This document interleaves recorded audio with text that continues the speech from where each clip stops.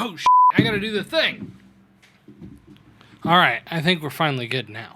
Hey everyone, welcome back to the channel where we like to play games and have a really good time.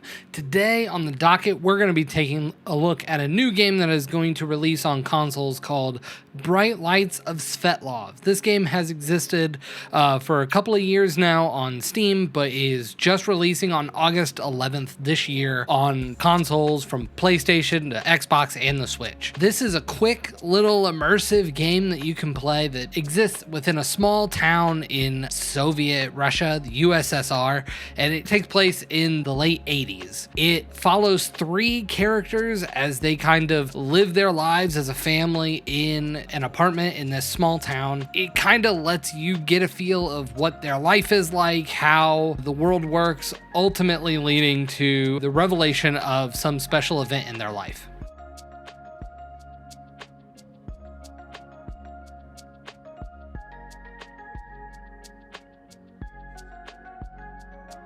The first thing I noticed when I started playing this game was the attention to detail when regarding the sound of this game. There's 3D sound that exists all around you that really helps to immerse you into this world. You can hear some conversations going on in the apartment building. You can hear some dogs and maybe some cats going on in the background. But largely, I found that I just sat there for a couple of minutes just kind of listening. Here, have a listen.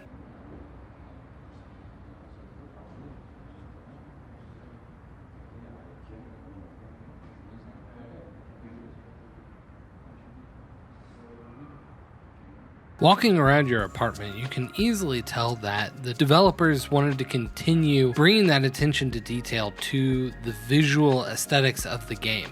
They wanted you to actually feel like you are your character that you are playing at that moment. They want you to feel like this is a real world that you could actually be in or hop on a plane and actually go visit in Russia. Of course, you'll notice some weird things that happen too, like beads that don't fall and other things that seem to just break the laws of physics. But this feels like just because I'm playing an indie game, not necessarily because of any real complaints. When it comes to actually playing the game, most of the mechanics are actually very simple and easy to figure out. You get a list of chores to do for the day, and then you just hover around. You have a small dot right in the center of your screen that acts as your cursor, and you just point and click and move objects around in order to complete your chores. The only thing that was really difficult was it kind of requires some pinpoint accuracy in order to actually get the cursor to realize you're pointing at an object that you can manipulate.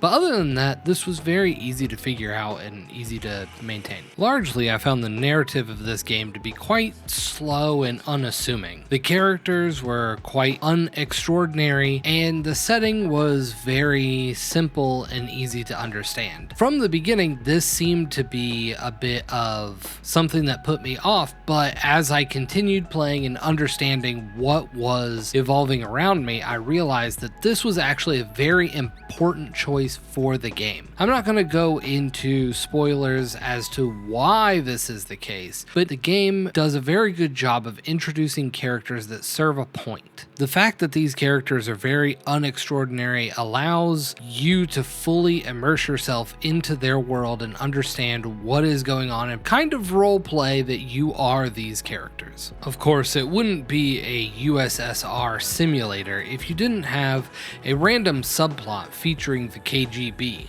There is a small section of this game where the mother is approached by a couple of KGB agents who end up accusing her husband of trying to defect to Israel. I'm not sure what the total importance of this subplot was, but it was a nice little flavor to add into this game. Personally, I really enjoyed this game. I thought they did a good job telling a great story, having characters that made you feel connected and want to role play as them, and it lets you explore a nice little area that you wouldn't otherwise get to visit. I think some of the cons for this game are that they don't explain how to play some aspects, so you kind of end up just fidgeting around and with the need for pinpoint accuracy on the selector, sometimes that can end up being difficult and you just end up running around the apartment not knowing what to do. But this is easily overcome by just looking at everything. I think the developers did a good job picking how to tell this story through the medium of a video game. Is this a game for you to get if you are looking for the next thing to challenge your skill?